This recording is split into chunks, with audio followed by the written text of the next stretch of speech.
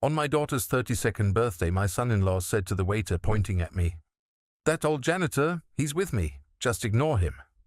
My daughter laughed, ashamed of me. They had no idea I owned the restaurant. That same day I decided to disappear and leave a letter at their house. When they read about the 50 mm's inheritance, they screamed non-stop, "I'm glad to have you here. Follow my story until the end and comment the city you are watching from so I can see how far my story has reached. I've been invisible for so long that I almost forgot what it felt like to be seen." At 67 years old, standing in the corner of Romano's, watching my daughter Claire blow out 32 candles, I realized that somewhere along the way I had become a ghost in my own family's life. The restaurant buzzed with laughter and conversation. Claire's friends surrounded her, their voices mixing with the soft jazz playing in the background. She looked beautiful in that emerald dress I'd never seen before, her hair styled perfectly, her smile radiant.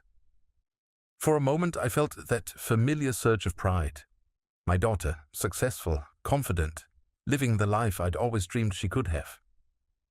Then James appeared at my elbow. "Excuse me," he said to the young waiter who'd been hovering nearby, unsure of where to seat me. "That old man is the janitor. He's with me. Just ignore him." The waiter's eyes darted between us, confusion flickering across his face. James's voice carried that particular tone he used when he wanted to sound important, the one that made my skin crawl. He placed a dismissive hand on my shoulder, guiding me away from the main table where Claire's friends were gathering.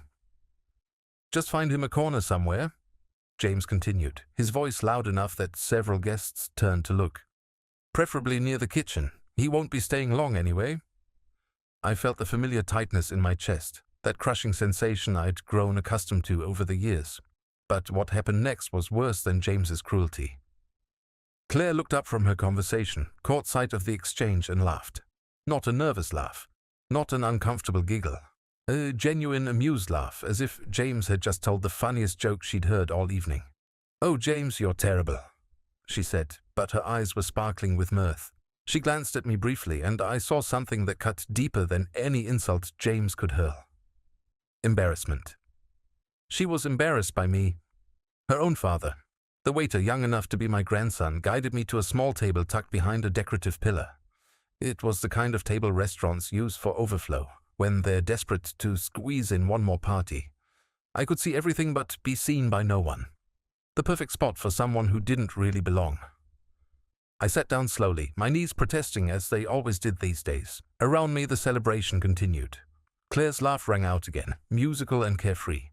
James had his arm around her now, playing the perfect husband, the successful son-in-law, the man who'd rescued her from whatever disappointment I represented. The irony wasn't lost on me. Here I was, sitting in Romano's, being treated like an intruder, when I could have bought and sold this place 10 times over. But they didn't know that. They'd never known that. A different waiter approached my table, younger than the first, with kind eyes and a gentle smile. "Can I get you something to drink, sir?" His politeness was a small comfort. "Just water, please," I said, my voice coming out rougher than I'd intended. As he walked away, I let my gaze wander around the dining room. Romano's was beautiful, I had to admit. The exposed brick walls, the warm lighting, the carefully curated vintage photographs. I remembered when this place was nothing but a run-down diner, before the renovations, before it became the trendy spot where people like James brought their wives to celebrate important occasions. I remembered a lot of things they didn't know about. From my hidden corner, I watched Claire open her gifts. Each present was met with squeals of delight, kisses for James, hugs for friends. Designer handbags, expensive jewelry, gift certificates to spas I knew she couldn't afford on her salary as a marketing coordinator. But James's family had money, or so everyone believed. James made sure everyone knew about his family's wealth, their status, their importance. What they didn't know was where that money actually came from. Dad. I looked up to find Claire standing beside my table. For a moment, hope fluttered in my chest. Maybe she'd come to apologize, to invite me to join the main celebration, to acknowledge that I belonged there too. "We're going to take some photos," she said, not quite meeting my eyes. "Would you mind just stepping outside for a few minutes? It's just that James's parents want some family shots and—" She didn't finish the sentence. She didn't need to. I wasn't family. Not in the way that mattered. I nodded, my throat too tight to speak. Of course. Standing up took more effort than it should have. My legs felt unsteady, but I made my way towards the exit, weaving between tables of happy diners who didn't spare me a second glance. Through the window I could see them gathering for photos, James positioning himself at the center, his arm possessively around Claire's waist. Outside, the October air was crisp against my face. I stood on the sidewalk, watching through the glass as they laughed and posed and celebrated a life I had no part in. A group of teenagers passed by, and one of them bumped into me without apology. To them, I was just another invisible old man taking up space on their sidewalk. That's when it hit me, standing there in the cold, watching my daughter's party through a window like some kind of beggar. I had spent 30 years making myself small, making myself convenient, making myself forgettable. And somewhere along the way I had succeeded beyond my wildest dreams. Claire didn't see me as her father anymore. She saw me as an obligation, an embarrassment, a reminder of a life she'd moved beyond. And James saw me as nothing at all, but they had no idea who they were really looking at. The waiter from inside appeared at the door, holding my jacket. "Sir, you left this." I took it from him, noticing the way his eyes lingered on my face with something that might have been sympathy. "Thank you." "Are you all right?" he asked quietly. I almost laughed. Was I all right? I was a man who'd spent 3 decades building an empire while letting his own daughter believe he was a failure. I was a father who had sacrificed everything for a child who now treated him like hired help. I was a ghost haunting his own life. "I'm fine," I told the young man. "Just fine." But as I walked away from Romano's, leaving behind the sounds of my daughter's celebration, I knew that something fundamental had shifted inside me. For years I told myself that their treatment of me didn't matter, that love didn't require recognition or respect. I'd convinced myself that being small was the same as being humble, that invisibility was just another form of sacrifice. I'd been wrong about everything. The drive home was quiet, my old Honda humming along streets I'd traveled for decades. When I pulled into the driveway of my modest ranch house, I sat for a moment in the darkness, listening to the engine tick as it cooled. Tomorrow, I decided, things were going to change. Tomorrow, I was going to disappear. I couldn't sleep that night. Every time I closed my eyes, I saw Claire's face, the way she'd laughed when James called me the janitor. So I got up, made coffee, and found myself standing in front of the old photo albums I kept in the living room bookshelf. My fingers traced the worn cover of the first album. Inside, yellowed photographs chronicled a different time, a different Claire. There she was at age 5, gap-toothed and grinning, wearing the princess costume I'd sewn myself because we couldn't afford the one she'd seen in the store. She'd worn it for 3 months straight, even to grocery shopping, declaring that princesses needed to know how to pick the best apples. I turned the page. Claire at 7, standing beside her first bicycle, a second-hand pink Schwinn I'd spent 2 weeks restoring in the garage. She'd been so proud of that bike, riding it up and down our street for hours, shouting for me to watch every wobbly turn. The training wheels had come off after just 3 days because she was determined to be a big girl cyclist. The memories flooded back, each photograph a doorway to a time when I was her hero instead of her embarrassment. After Margaret died, when Claire was only 8 years old, everything changed. Cancer took my wife so quickly that we barely had time to understand what was happening. One day Margaret was planning Claire's 9th birthday party. The next day I was standing in a funeral home trying to figure out how to be both mother and father to a little girl whose world had just collapsed. Those first years were the hardest of my life. I remember the morning Claire woke up crying because she'd forgotten what her mother's voice sounded like. I held her for hours, humming the lullabies Margaret used to sing, feeling like the world's most inadequate substitute. But we survived. More than survived, we thrived. I worked 3 jobs to make ends meet. Days at the construction company, evenings doing bookkeeping for small businesses, weekends cleaning offices. Every dollar went toward Claire's future. Dance lessons when she was 10 because she'd seen a ballet on television and declared she wanted to fly like the pretty ladies. Piano lessons at 12 when she decided she was going to be the next Mozart. Art supplies, sports equipment, tutoring when math got difficult in high school. I never said no to anything that would help her grow, help her succeed, help her become the woman her mother would have been proud of. The college years nearly broke me financially. But I'd made a promise to Margaret on her deathbed that Claire would get the education we'd never had. State University wasn't good enough. Claire had her heart set on Northwestern. The tuition alone was more than I made in a year, but I found a way. I sold Margaret's engagement ring, the one thing I'd wanted to keep forever. I took out loans that would follow me well into retirement. I picked up a fourth job delivering newspapers at 4 in the morning. Claire never knew about any of it. As far as she was concerned, college was just something that happened, something she deserved, something that appeared magically when she needed it. I flipped through more photos. Claire's graduation, radiant in her cap and gown, holding her diploma in marketing. I was so proud I could barely contain myself, but when I tried to hug her afterward, she pulled away slightly, conscious of her appearance, worried about wrinkled clothes and smudged makeup. Her sorority sisters were taking pictures, and I didn't fit the image she wanted to project. Even then, I should have seen the signs. Then came James. I met him for the first time at Claire's graduation dinner. He was everything I wasn't. Polished, confident, well-dressed, well-spoken. He worked in finance, drove a BMW, lived in a downtown apartment with a view. When he shook my hand, his grip was firm, but his eyes looked right through me, already calculating whether I was worth his attention. The answer was clearly no. Within 6 months, Claire was spending more time at James's apartment than at home. When she did visit, she'd walk through our modest house with new eyes, seeing it the way James must see it. Outdated furniture, worn carpets, the kind of place successful people left behind. "Dad," she said one evening, about a year before their engagement, "maybe you should think about updating this place. It's just so dated." She was trying to be kind, but the message was clear. I was an embarrassment to the life she was building with James. I started working extra hours, not because I needed the money anymore. I'd been more successful than either of them realized, but because being home reminded me of how far apart we'd grown. Claire would call occasionally, usually when she needed something, help with a car payment when she'd overspent on clothes, assistance with her security deposit when she moved in with James, money for the engagement ring James had picked out, a 3-carat diamond that cost more than most people's cars. Each time I said yes. Each time I told myself this was what love looked like, being there when needed, asking no questions, expecting nothing in return.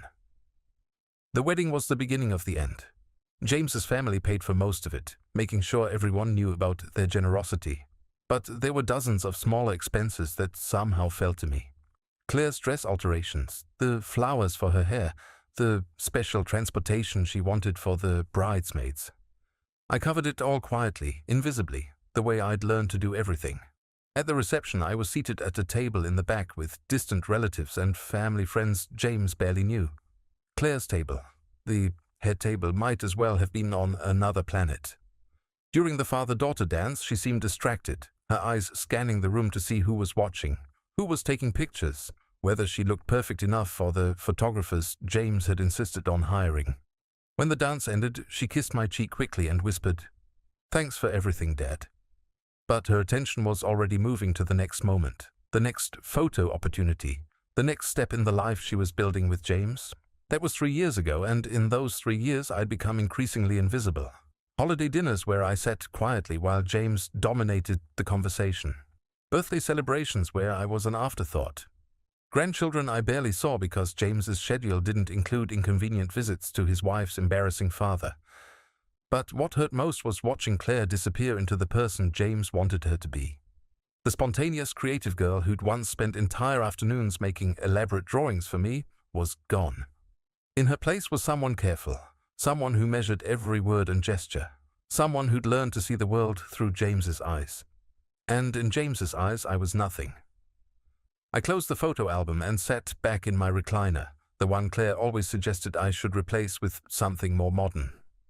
The house around me was quiet, filled with 40 years of memories that apparently meant nothing to the one person whose opinion mattered most to me.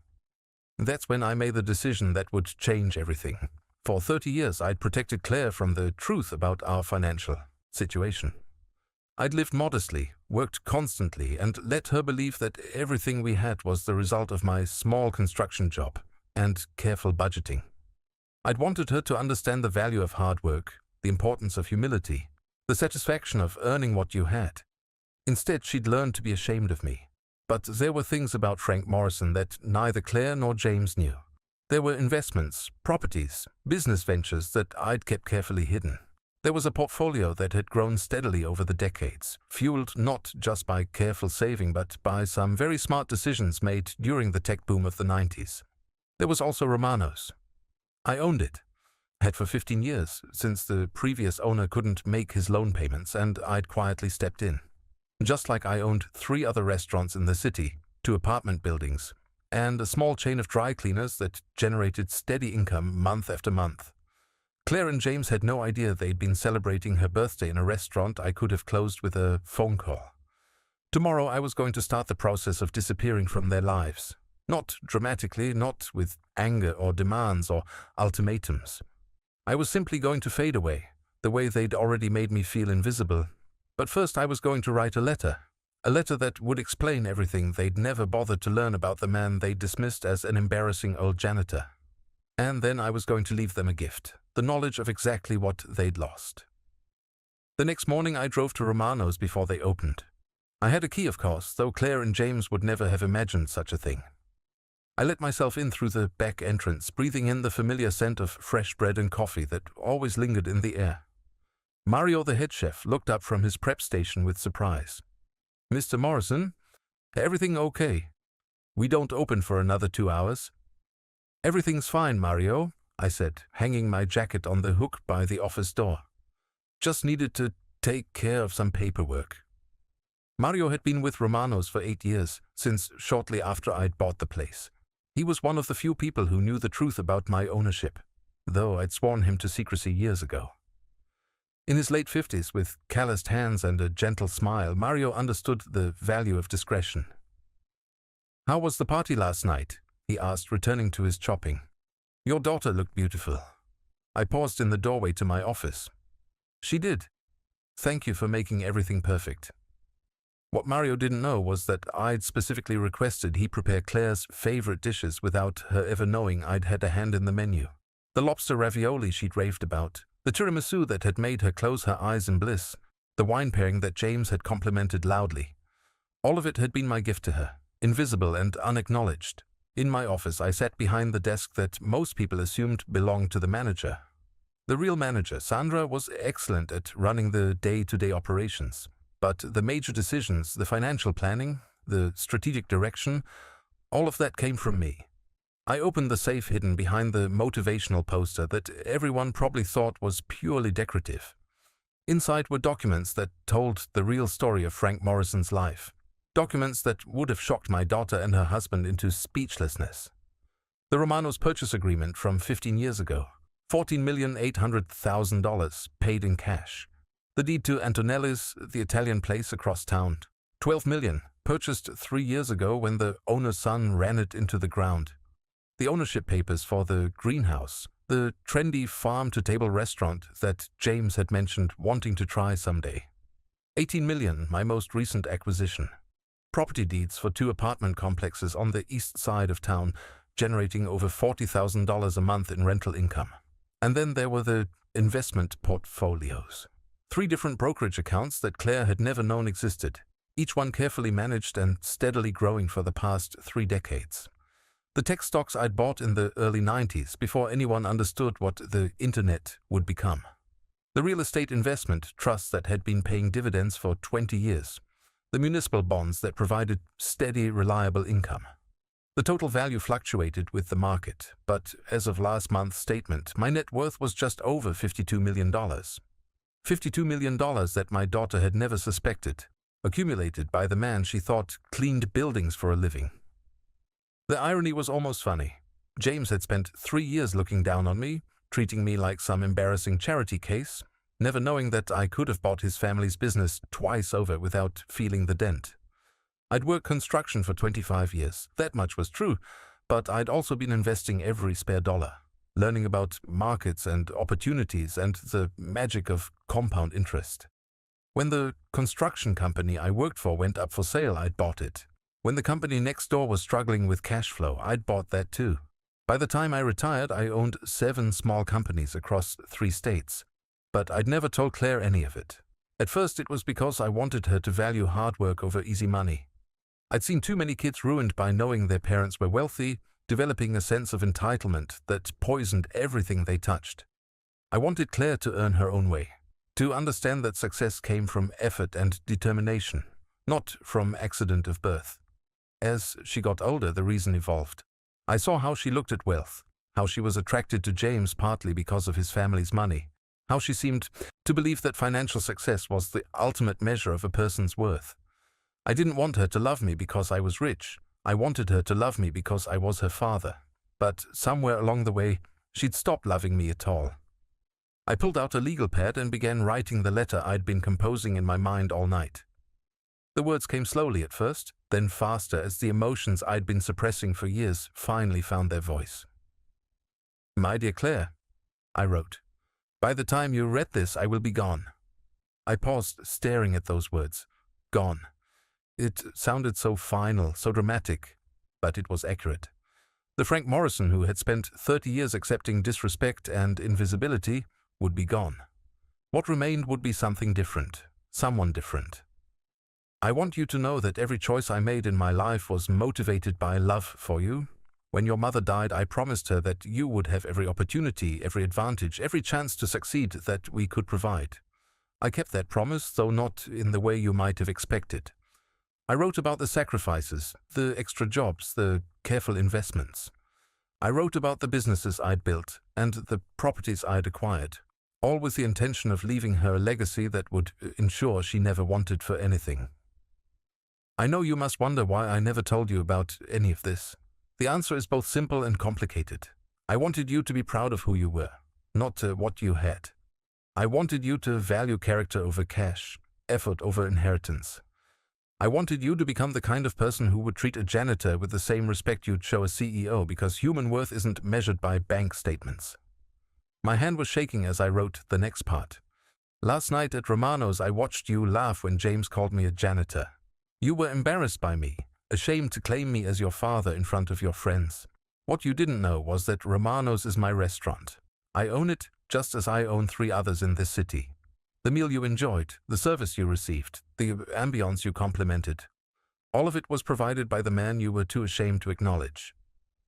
I set the pen down and walked to the window that looked out over the main dining room. Soon the lunch crowd would begin arriving, filling the tables with conversations and laughter and the comfortable noise of people enjoying themselves. None of them would know that the quiet old man who occasionally sat in the corner booth was the reason this place existed. I picked up the pen again. I have spent 30 years making myself invisible, telling myself that love didn't require recognition or respect. I was wrong. Love requires honesty, and I have not been honest with you. By hiding my success, I allowed you to create a version of me that bore no resemblance to reality. By accepting your disrespect, I enabled you to become someone I no longer recognize. The hardest part came next. I'm leaving you the inheritance your mother and I always planned for you. $50 million, held in trust, will be yours when you turn 40. That gives you 8 years to decide what kind of person you want to be. The money comes with no strings attached, no conditions, no requirements. It is yours because I love you, not because you deserve it. I stopped writing for a moment, overwhelmed by the finality of what I was doing. Once this letter was delivered, there would be no going back. No more awkward family dinners where I sat quietly while James dominated the conversation. No more birthday parties where I was relegated to the corner like an unwanted guest. No more hoping that someday, somehow my daughter would see me again. I will not be returning to this life, I continued. The Frank Morrison who accepted disrespect because he was afraid of losing you is gone. I have purchased a house in Oregon, near the coast, where I will spend whatever years remain to me in peace. You can reach me through my attorney if there are legal matters that require my attention, but I will not be available for the kind of relationship we have had. The last paragraph was the most difficult of all. I hope that someday, when the shock of this revelation fades, you will understand that everything I did was an act of love. I hope you will remember the father who taught you to ride a bicycle and helped with your homework and held you when you had nightmares. I hope you will forgive me for the deception, even if you cannot forgive me for the departure. And I hope that when you look in the mirror, you will see not just the woman James wants you to be, but the remarkable person your mother and I raised you to become. I signed it simply, with love always dead. Then I sealed it in an envelope and wrote Claire's address on the front. Tomorrow, after I was already gone, she would find this letter in her mailbox. By the time she finished reading it, the man she thought she knew would have vanished, leaving behind only the truth she'd never bothered to discover. I locked the letter in the safe along with the other documents.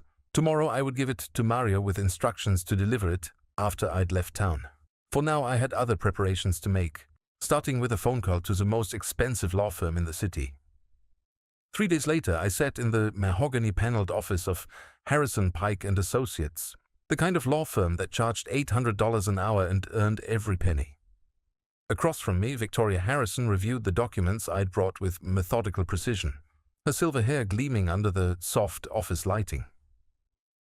"Mr. Morrison," she said, looking up from the trust paperwork, "I have to ask, are you certain about these arrangements? Once implemented, they'll be very difficult to modify." I leaned back in the leather chair that probably cost more than most people's monthly salary. "I'm certain." Victoria had been recommended by my financial advisor, a man who'd been managing my investments for 15 years without ever meeting my daughter. He described Victoria as discreet, brilliant, and completely without sentiment. Exactly what I'd needed for what came next. "The trust is straightforward enough," she continued, flipping through pages. $50 million held until Claire Morrison Whitfield reaches age 40, with interim distributions for education, medical emergencies, and housing if she meets certain criteria. But this other provision... She paused, tapping a paragraph with her pen. "You're essentially cutting off all current financial support immediately." "That's correct." What Victoria didn't know, what no one knew except me, was the extent of the support I'd been providing. For the past 3 years, since Claire married James, I'd been quietly covering expenses they thought were handled by James's trust fund. The mortgage on their house in the affluent Westwood neighborhood, $2,800 a month, paid from one of my shell companies. Claire's car payment, $450 monthly for the BMW James had insisted she needed. The insurance, the utilities, the country club membership that James claimed his father paid for. James's father had been dead for 2 years. It had been surprisingly easy to maintain the deception. James was arrogant enough to assume his family's wealth was inexhaustible, and Claire was trusting enough to believe whatever he told her about their finances. Neither of them had ever looked too closely at where the money actually came from. "There's also the matter of your businesses," Victoria continued. "You're transferring ownership of 4 restaurants to a management company, but retaining ultimate control through a complex trust structure. Why not simply sell them?" "Because they represent 30 years of work," I said. "I built them not just for profit, but to create jobs, to serve good food, to be part of the community. I won't sell them to someone who might destroy what I've created." The truth was more complicated than that. Romano's held too many memories, too many connections to Claire's childhood and my life with Margaret. Even after everything that had happened, I wasn't ready to let strangers own the place where I'd celebrated Claire's every birthday until she'd moved in with James. "And the house in Oregon?" "Paid for in cash. I close on it next week. I'd found the property 3 months ago, though I hadn't known then that I'd actually be using it. A small cottage on the coast near Cannon Beach, with a view of the Pacific and enough privacy that I could disappear completely if I chose to. It was nothing like the grand mansion I could have afforded, but it was perfect for a man who'd spent decades learning that happiness had nothing to do with the size of your house." Victoria made notes on her legal pad, her expression neutral. "When do you want to implement these changes?" "Immediately. I'll be leaving town tomorrow morning." "And your daughter has no idea about any of this?" "None." Victoria set down her pen and studied me with the kind of direct gaze that probably intimidated opposing counsel. "Mr. Morrison, in 30 years of practice, I've seen a lot of family situations that ended badly. Are you sure this is the resolution you want? Once you disappear, there's no guarantee you'll be able to repair the relationship later." I thought about that question as I looked out the window at the city I'd lived in for 47 years. Below, people hurried along sidewalks, living their lives, pursuing their dreams, taking for granted the connections they had with the people who mattered most to them. "The relationship is already broken," I said finally. "This isn't about punishment. It's about truth." Victoria nodded and returned to her papers. "Very well. I'll have everything finalized by this afternoon. The letter you wrote will be delivered exactly as you specified, 48 hours after you've left town." That evening I stood in my living room, surrounded by boxes and the accumulated possessions of a lifetime. Most of it would go to charity. I was only taking clothes, a few photographs, and the small wooden box where Margaret had kept her jewelry. Everything else represented the life I was leaving behind. I'd already spoken to Sandra, the manager at Romano's, though I hadn't told her everything. As far as she knew, I was taking an extended vacation and would be managing my interests remotely. Mario knew more of the truth, but he'd sworn to keep my secrets as he always had. The hardest part had been calling my neighbor, Mrs. Patterson, who'd been keeping an eye on my house for years. I told her I was moving to be closer to family in Oregon, a lie that came easier than the truth. She promised to forward any mail and wished me well with tears in her eyes. "You're such a good father, Frank," she'd said. "Claire is so lucky to have you." If only she knew. My phone had been silent for 3 days. No calls from Claire, no texts asking about dinner plans or whether I could help with some household project. It was as if I'd already disappeared from their lives, which made my actual departure feel like a formality. I'd left one final surprise for them, something they'd discover gradually over the coming weeks. The utilities that I'd been paying for their house would be shut off when the automated payments stopped. The mortgage company would start sending notices when the transfers from my account ceased. The credit card James used for his business lunches, the one he thought was connected to his family's wealth, would be declined the next time he tried to use it. But the cruelest revelation would come when they tried to book their planned vacation to Europe next month. The travel agent would inform them that the trust account they'd been using for luxury trips had been closed. The balance transferred to an account they couldn't access. Slowly, systematically, they would discover that their comfortable life had been built on money that came from the man they treated like an embarrassing relative.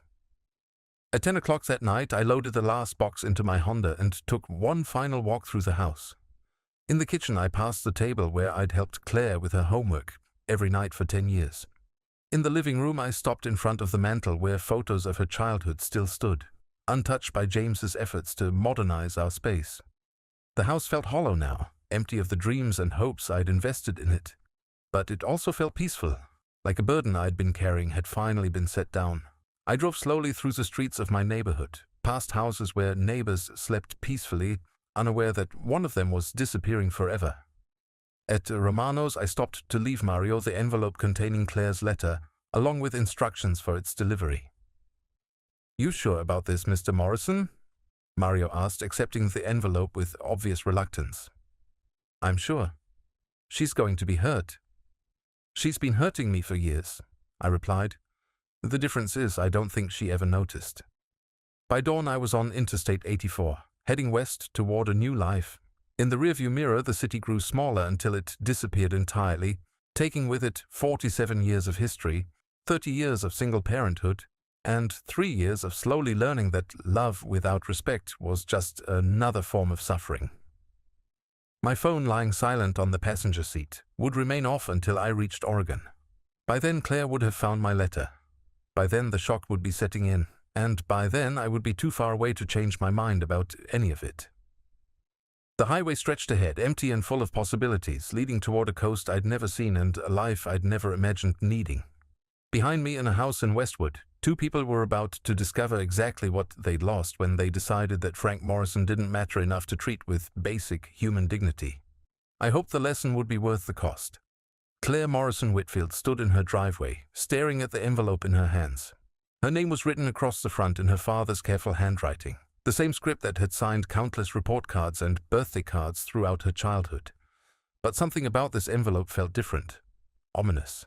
It had been 2 days since anyone had seen Frank. She tried calling him 3 times yesterday, but the calls went straight to voicemail. When she'd driven by his house that morning, it looked empty, his car gone from the driveway. Mrs. Patterson, his elderly neighbor, had mentioned something about him moving to Oregon, but that was impossible. Her father didn't make major life decisions without consulting her. Did he? Inside the house, James was on a work call in his office, his voice carrying that sharp tone he used with subordinates. Claire set her purse on the kitchen counter, still holding the envelope.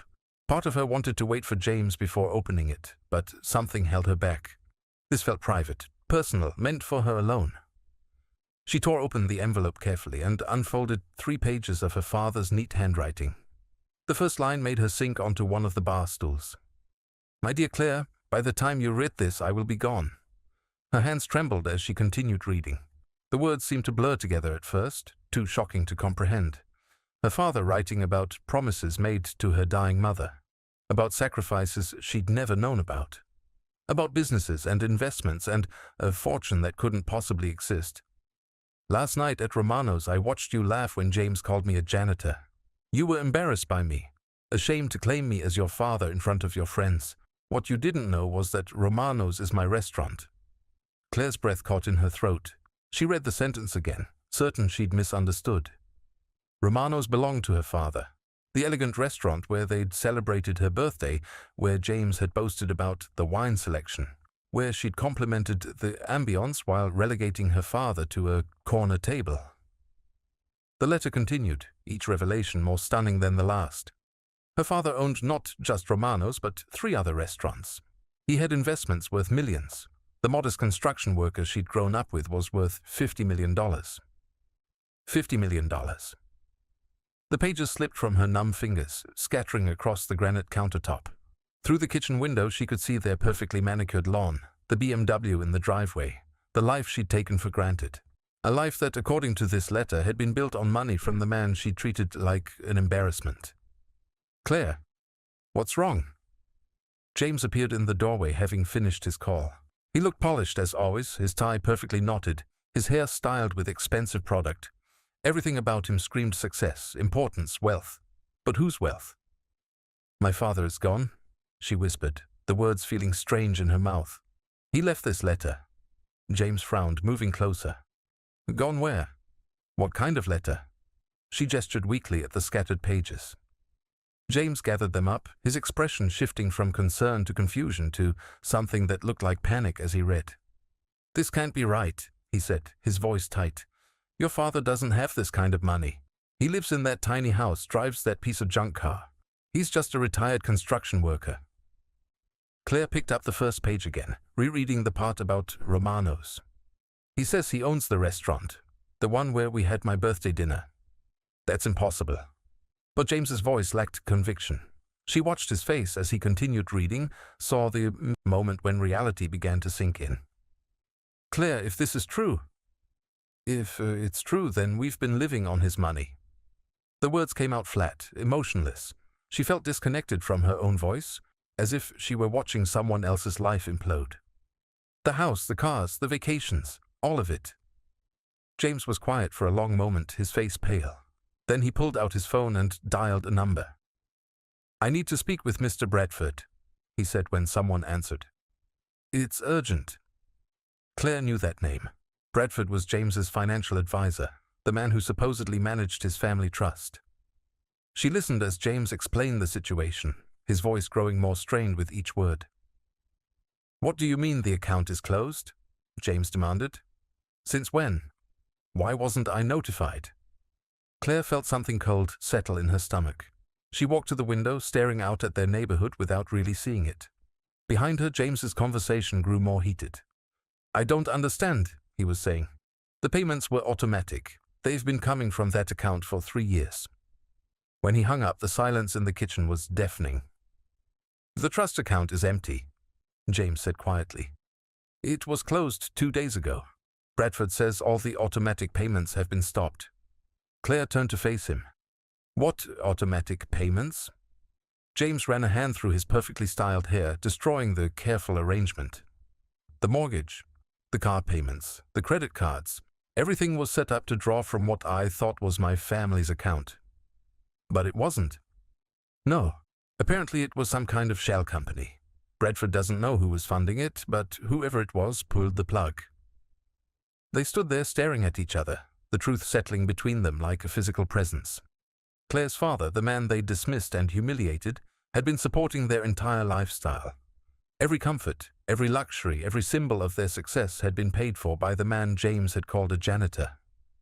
"Oh God," Claire whispered, sinking back onto the bar stool. "What have we done?" The next few hours passed in a blur of phone calls and mounting panic. The mortgage company confirmed that the automatic payments had stopped. The credit card companies were already sending notices about declined transactions. The country club membership that James had claimed was a family legacy was about to be suspended for non-payment. Piece by piece, their life began to unravel. "We have to find him," James said for the 10th time, pacing the living room like a caged animal. "We have to explain, make him understand that we didn't know." But Claire was remembering things. Her father's quiet presence at family gatherings, the way he'd accepted their dismissive treatment without complaint, the times he'd offered to help with expenses and James had turned him down with barely concealed disdain, the birthday dinner where they'd treated him like an unwanted guest in a restaurant he apparently owned. "We did know," she said quietly. "What?" "We knew we were treating him badly. We knew we were being cruel. We just didn't care because we thought he didn't matter." James stopped pacing. "Claire, that's not fair. We thought he was just a poor old man who needed our charity." "No," she said, her voice stronger now. "We thought he was an embarrassment. We thought he was beneath us. And when he tried to be part of our lives, we pushed him away because he didn't fit the image we wanted to project." The full weight of her father's letter was beginning to sink in. Not just the financial revelations, but the emotional truth beneath them. He had spent 30 years sacrificing for her, building a fortune to secure her future, all while accepting treatment that would have sent most people running, and she had driven him away. Her phone rang, interrupting her thoughts. The caller ID showed her father's number, and she grabbed it desperately. Dad, where are you?" But it wasn't her father's voice that answered. "Miss Whitfield, this is Victoria Harrison from Harrison, Pike and Associates. I'm your father's attorney." Claire's heart sank. "Is he okay? Where is he?" "Mr. Morrison is fine," the lawyer said in a crisp, professional tone. "I'm calling to inform you that certain financial arrangements are being modified. You should be receiving documentation in the next few days. I need to talk to him. I need to explain. Mr. Morrison has made it clear that he doesn't wish to have contact with you at this time," the lawyer interrupted. "However, he wants you to know that his love for you remains unchanged, even if his ability to continue enabling your current lifestyle does not." The line went dead. Claire sat in the sudden silence, the phone still pressed to her ear.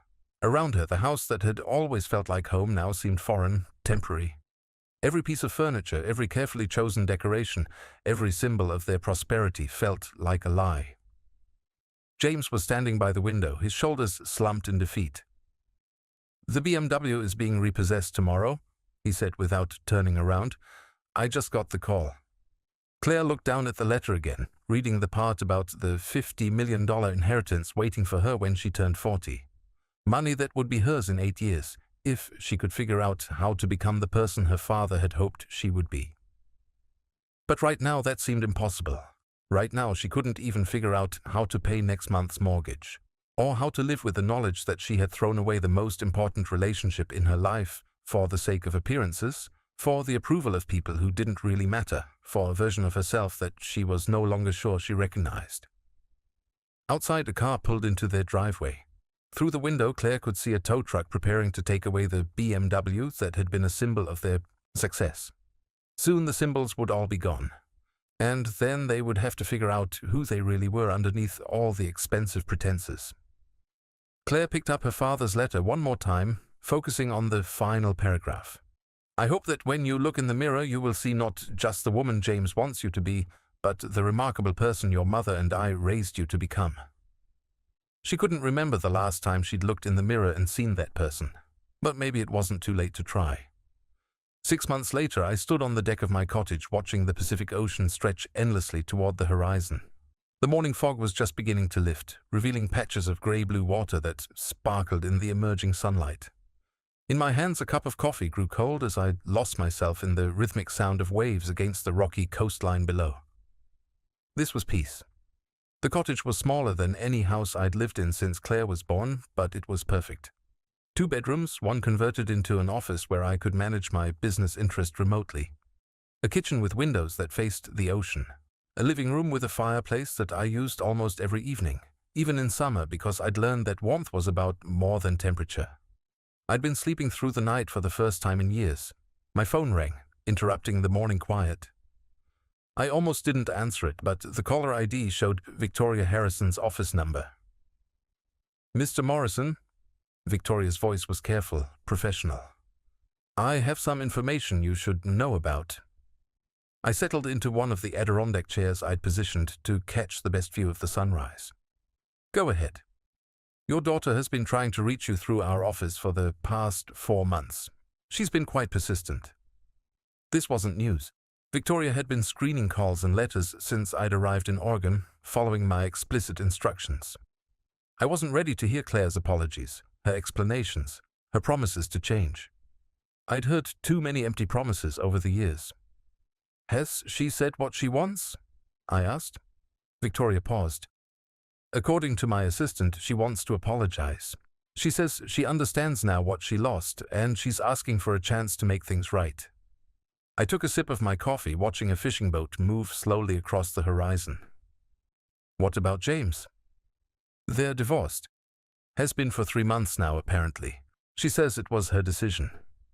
That surprised me. I'd expected James to leave once the money dried up, but I hadn't anticipated Claire finding the strength to end it herself. "There's more," Victoria continued. "She's moved back into your old house. She's been maintaining it, paying the property taxes, keeping everything exactly as you left it. She says she's hoping you'll come home someday." I closed my eyes, feeling something twist in my chest. The house where I'd raised her, where Margaret and I had planned our future, where Claire had taken her first steps and spoken her first words. She was living there now, in the rooms where I'd been happiest and most heartbroken. "Mr. Morrison, are you still there?" "I'm here," I said quietly. "She also wanted me to tell you that she's been volunteering at a shelter for homeless families. 3 days a week. She says you would have approved." I opened my eyes, looking out at the ocean again.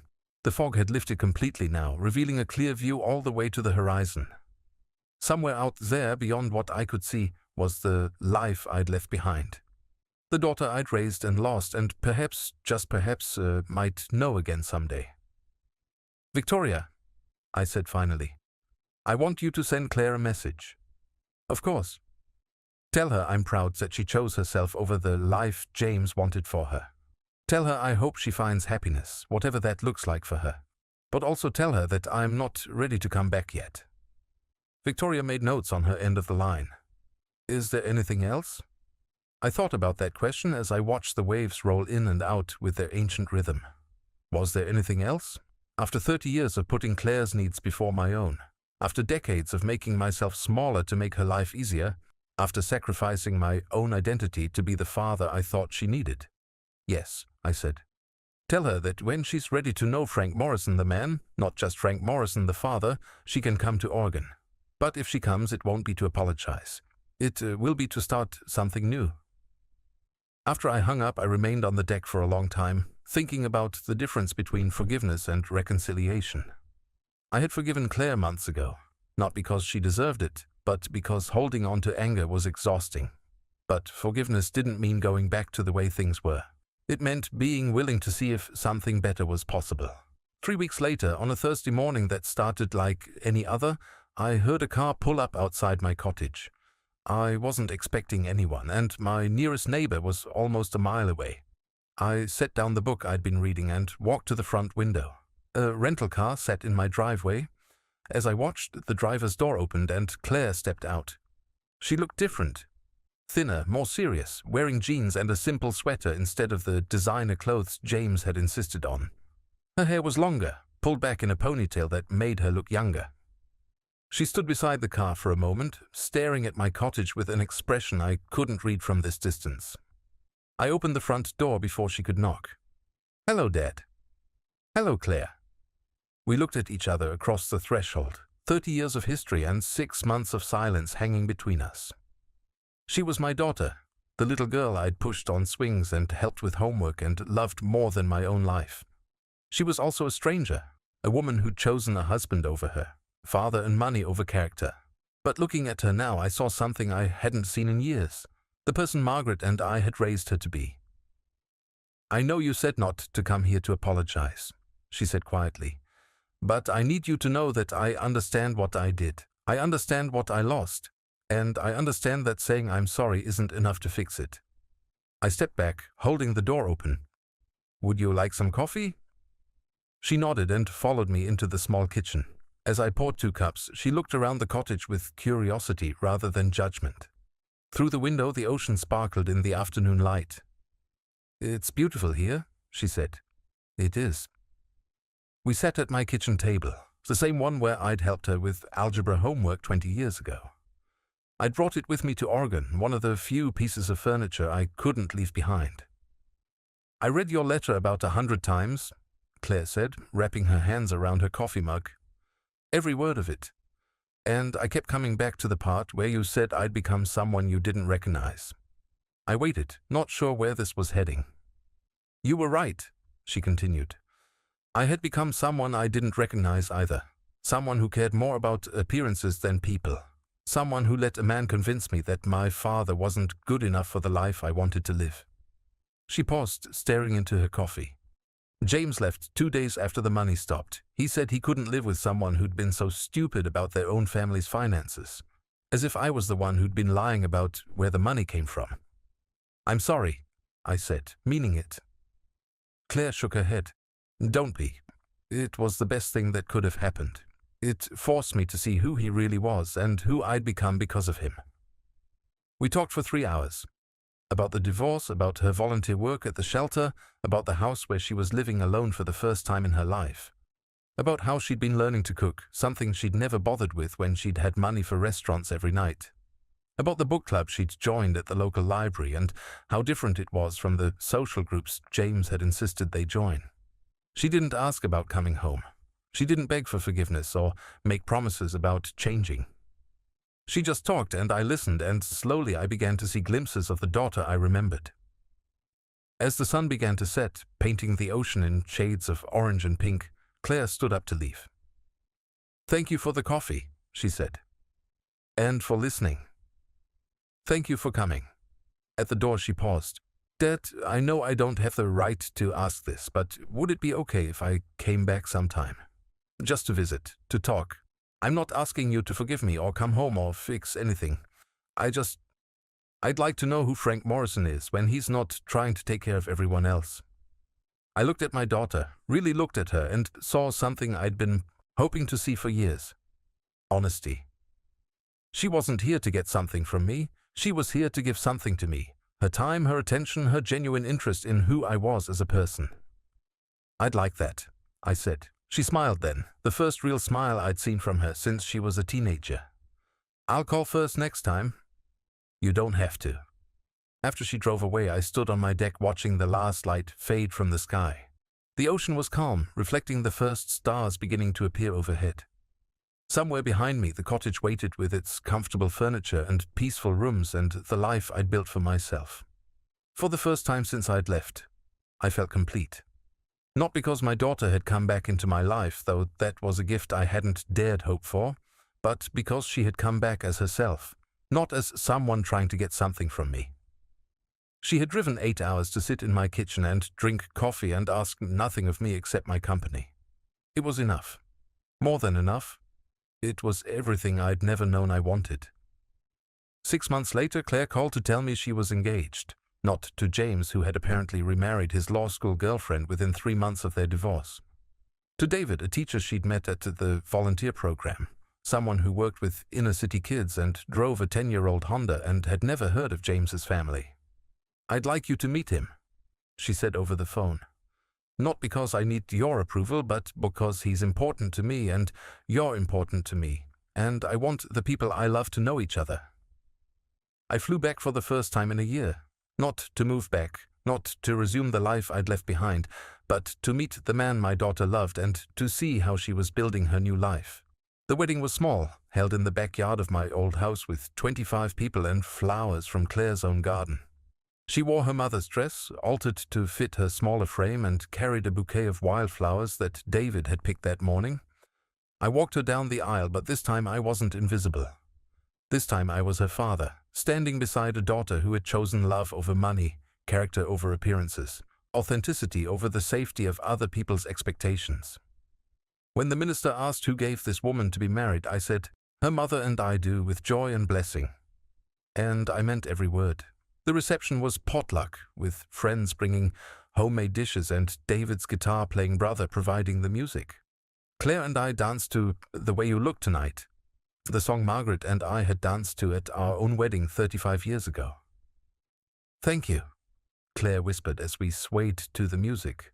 "For what?" "For not giving up on me completely, for leaving the door open even when I didn't deserve it." I looked at my daughter, beautiful in her mother's dress, surrounded by people who loved her for who she really was. "You're my daughter," I said. The door was never really closed. 2 days later, I flew back to Oregon, to my cottage and my ocean and my peaceful life. But now it felt different, not like running away, but like coming home. Claire called every week, not because she felt obligated, but because she wanted to share her life with me. David sent pictures of the garden they were planting together. They visited for Christmas, bringing homemade gifts and stories and laughter that filled my small house with joy. I never moved